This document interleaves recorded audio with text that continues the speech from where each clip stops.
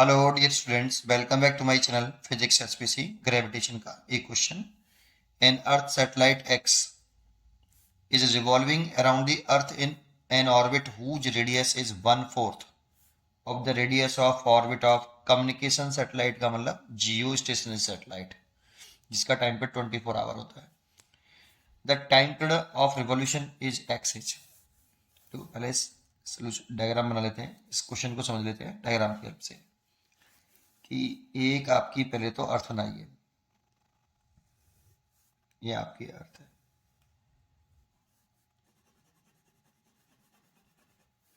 ये अर्थ का मास हो गया और ये अर्थ की रेडियस हो गई।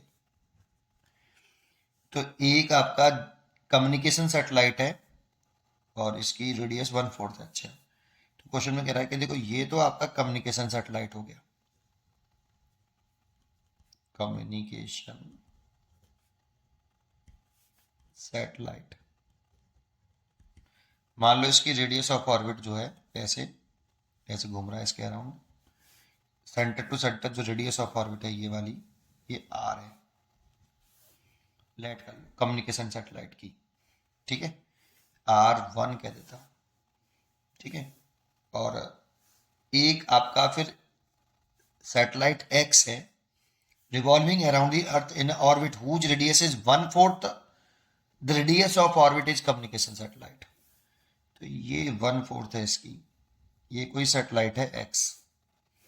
ये जब ये रिवॉल्व कर रहा है ऐसे इसके अराउंड,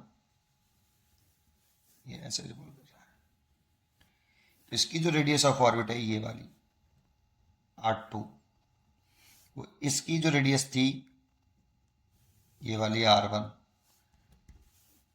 है ना। ये R2 जो है कम्युनिकेशन सैटेलाइट की रेडियस का 1/4 है, रेडियस ऑफ ऑर्बिट का, है ना।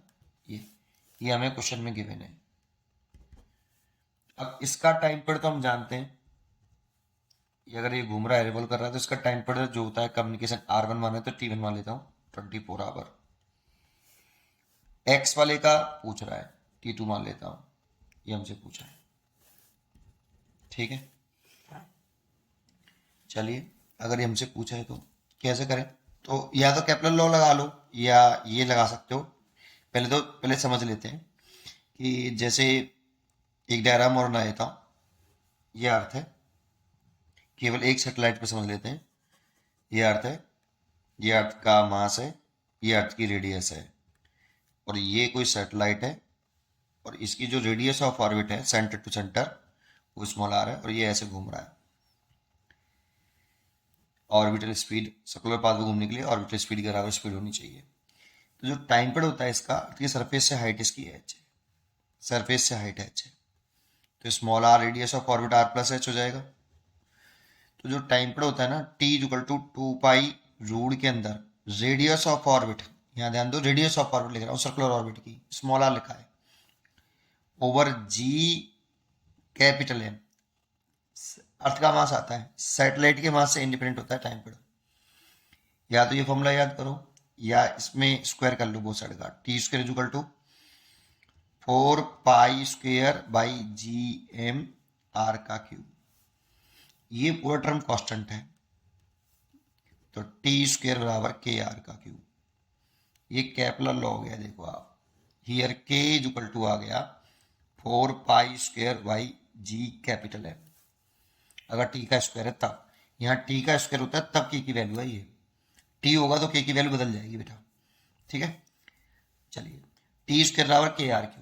अब ये केपलर का लॉ है, या इसमें ऐसे लिख लो टी को ऐसे लिख लो, किस कैसे से कैसे, इसको ऐसे लिख दो बेटा, इसको ऐसे लिख लें तो ज़्यादा बेटर है।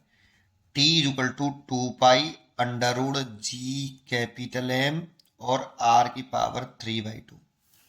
देखो R³ तो है ही है, रूट भी है, रूट को क्या लिख सकते हैं 1/2, तो R⁵3/2 और ये √GM लिख लिया, इसको कांस्टेंट मान लो बेटा।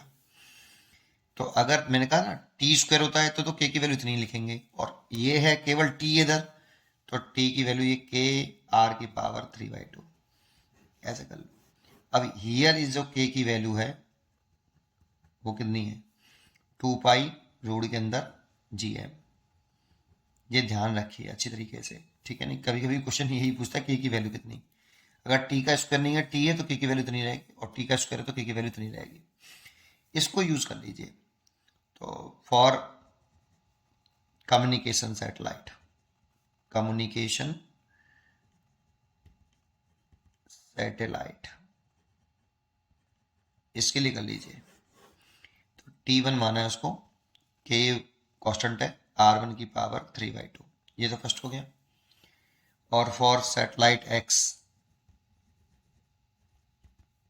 इसके लिए करें तो इसे T2 माना है मैंने, k radius of orbit R2 मानी है, R2 का स्क्वायर, R2 की पावर 3/2, इक्वेशन 2, 2 डिवाइड बाई 1 कर लो, तो T2 upon T1 is equal to, k से k कट जाएगा, R2 अपॉन R1 इसकी पावर 3/2। इसको ऐसे लिख सकते हैं क्या, R2 अपॉन R1 इसकी पावर 1 और R2 अपॉन R1 इसकी पावर 1/2। 1 प्लस 1/2 कितना होता है, 3/2। तो ऐसे लिख सकते हैं ना, हाँ जी लिख सकते हैं। तो बस हो गया। T2 पूछ रहा है, T1 की वैल्यू हमें 24 आवर दे रखी है, और R2 हमें दे रखा है 1/4 of R1, 1/4 R1 over R1, इस ये वैल्यू हो गई, और ये हो गया 1/4 R1 अपॉन R1 की पावर 1/2। मैंने R2 की वैल्यू पुट कर दी बेटा, R2 की वैल्यू 1/4 R1 दे रखा है। देखो R1 से तो R1 कैंसिल हो गया, यहाँ R1 से R1 कैंसिल हो गया, ये 1/4 बचा, और 1/4 का रूट ले लें, 1/2 का मतलब रूट, तो कितना हो जाएगा 1/2, और ये T2 हो गया बाई 24।